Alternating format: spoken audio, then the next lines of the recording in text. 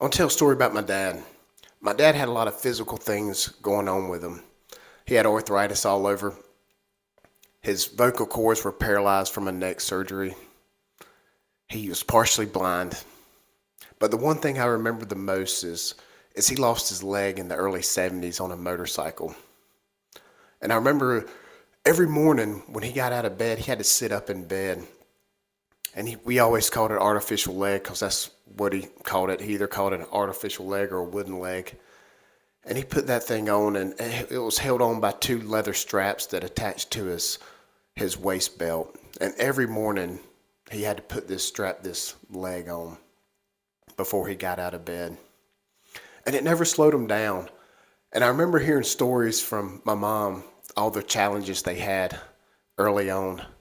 And I remember this one day that she said they were going to the park and they were just hanging out, spending time together, and they were on the swing sets just swinging back and forth on a Sunday afternoon.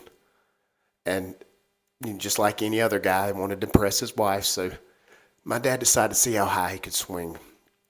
And when he did, my mom said the leather strap came loose and his leg came flying off of him and landed in the middle of the playground. And as you tell, when body parts come flying off of people, kids freak out. And she said it was like a fire evacuation, kids screaming and everything running off the playground.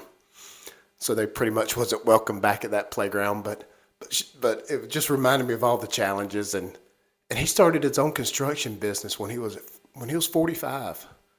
And this is a labor intense job. And he bought a backhoe tractor and they started digging footings and septic tanks. So he was on and off the tractor, had his shovel in his hand, shoveling dirt, moving gravel, whatever it was. He outworked everybody. And I remember they were shocked when they saw him outside of work, when they saw him with shorts on and realized he only had one leg. They always just assumed he just had a limp. And again, it never slowed him down.